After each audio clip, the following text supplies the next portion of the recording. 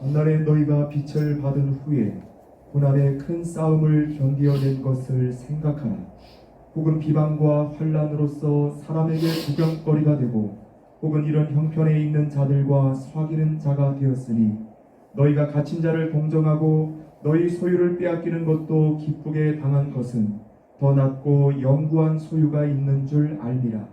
그러므로 너희 담대함을 버리지 말라. 이것이 큰 상을 얻게 하느니라. 너희에게 인내가 필요함은 너희가 하나님의 뜻을 행한 후에 약속하신 것을 받기 위함이라. 잠깐 후면 오실 이가 오시리니 지체하지 아니하시리라. 나의 의인은 믿음으로 말미암아 살리라.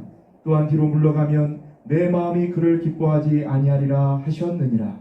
우리는 뒤로 물러가 멸망할 자가 아니요 오직 영혼을 구원함에 이르는 믿음을 가진 자니라. 아멘. 나는 반드시 약속을 지킨다 라는 제목으로 하나님의 말씀을 듣겠습니다. 하나님께서 저에게 말씀하시기를 나는 반드시 약속을 지킨다고 말하라 하셨습니다. 36절을 보면 오늘 너희가 인내가 필요함은 너희가 하나님의 뜻을 행한 후에 약속하신 것을 받기 위함이라. 하나님께서 약속하신 것을 받기 위해서는 첫째, 인내하라 그랬습니다. 둘째, 하나님의 뜻을 행해야만 한다라고 말씀하고 있습니다.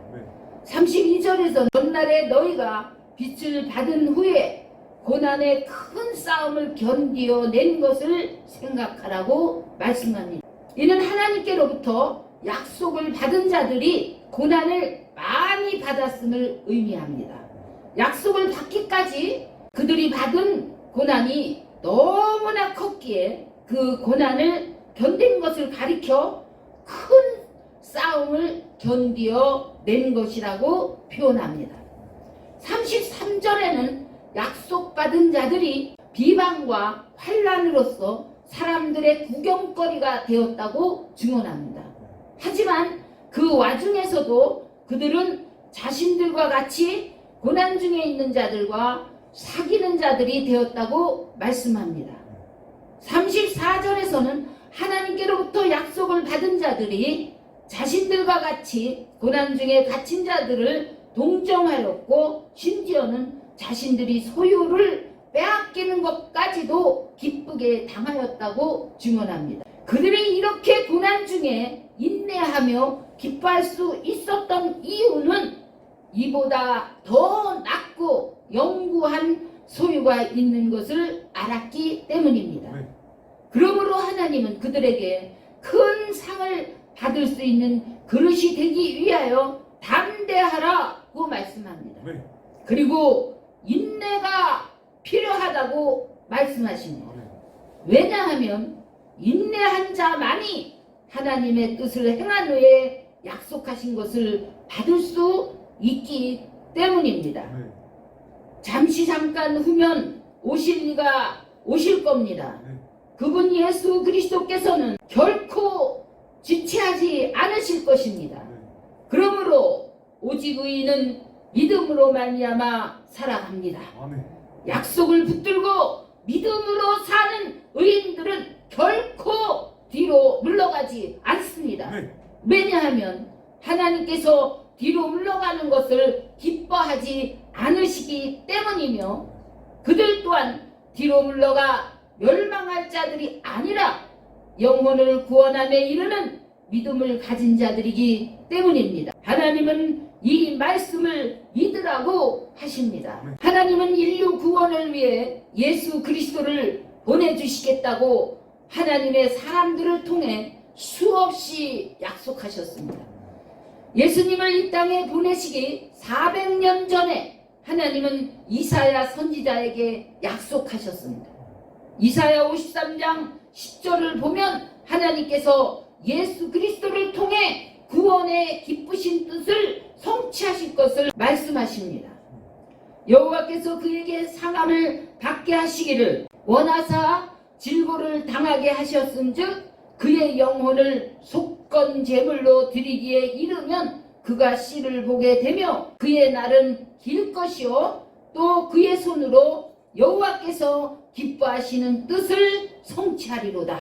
때가 되어 하나님께서 구약의 선지자들에게 약속하신 메시아 예수 그리스도를 성령의 능력으로 마리아를 통하여 이 땅에 보내주셨습니다.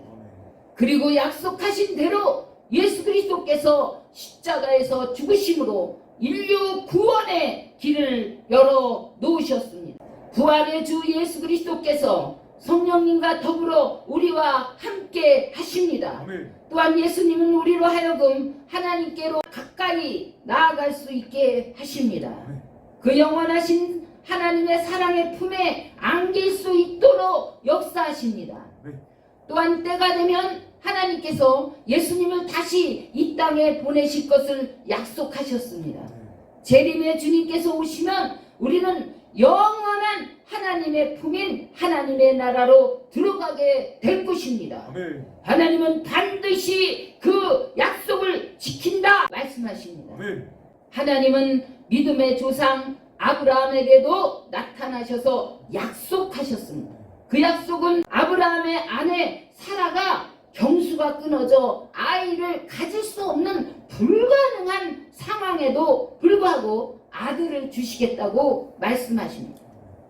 그 약속을 들었을 때 아브라함과 사라는 그것은 불가능하다고 생각하여 둘 다 웃었다고 성경은 증언합니다. 그러나 때가 되어 하나님은 그 약속대로 그 부부에게 아들을 주셨습니다. 하나님은 아브라함에게 이삭뿐만 아니라 하늘의 별같이 땅의 모래와 같이 수많은 자손들을 주셔서 큰 민족을 이루실 것도 약속하셨습니다. 때가 되어 신실하신 하나님은 아브라함의 자손들을 하늘의 별과 같이 땅의 모래와 같이 번성하게 하셨습니다. 또한 하나님은 어린 목동 다윗에게 하나님의 사람 사무엘을 보내셔서 이스라엘의 왕이 될 것을 약속하셨습니다. 하나님은 사무엘하 7장에서 다윗에게 약속하신 복을 그대로 이루셨습니다. 그 언약의 내용은 다음과 같습니다. 첫째, 내가 가는 모든 곳에서 내가 너와 함께 있어 내 모든 원수를 내 앞에서 멸할 것이라. 둘째, 땅에서 위대한 자들의 이름같이 내 이름을 위대하게 만들어 줄 것이니라. 셋째, 너를 모든 원수에게서 벗어나 편히 쉬게 할 것이라. 넷째, 내가 너를 위하여 집을 지어 줄 것이다.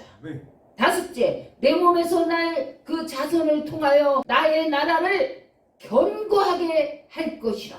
여섯째, 내 자손은 나의 이름을 위하여 집을 지을 것이며 나는 그의 나라 왕위를 영원히 견고하게 할 것이라. 일곱째, 너에게 사울처럼 나의 은총을 빼앗지 아니할 것입니다. 여덟째, 내 집과 내 나라가 내 앞에서 영원히 보존되고 내 왕위가 영원히 견고하게 될 것이라. 하나님은 이스라엘 민족이 애굽에서 나올 때에 젖과 꿀이 흐르는 가나안 땅을 주리라고 약속을 신실하게 지키셨습니다.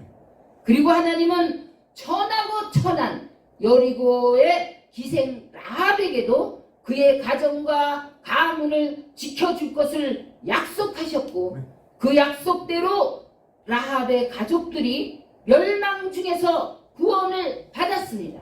뿐만 아니라 하나님께서 라합에게 복을 주셔서 그 가문이 예수 그리스도의 족보에 오르게 하셨고 인류 구원의 위대한 역사를 이루게 하셨습니다. 이와 같이 하나님은 약속을 반드시 지키시는 신실하신 하나님이십니다.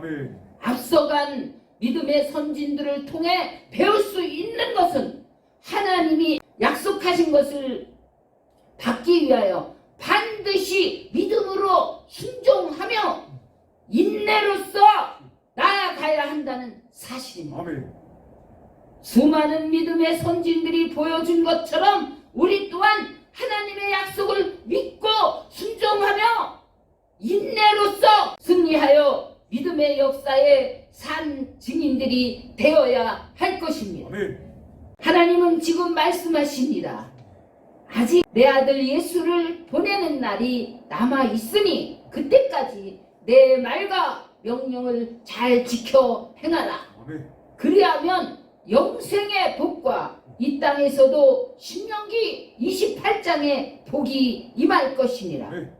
나는 모든 세계를 공의로 통치한다. 아멘. 복과 저주를 내리는 이것이 바로 사랑이다. 아멘. 믿고 순종한 자들에게는 상과 복을 내릴 것이며 아멘. 거역한 자들에게는 진노와 저주가 임하게 될 것이다. 궁극적으로는 천국과 지옥이다. 아멘. 그 신실하신 하나님의 약속의 말씀을 잘 듣고 잘 깨달으며 잘 지키는 자들이 되어 영원한 약속의 복을 다 받으시는 저와 여러분들이 되시기를 주 예수 그리스도의 이름으로 축원드립니다. 아멘.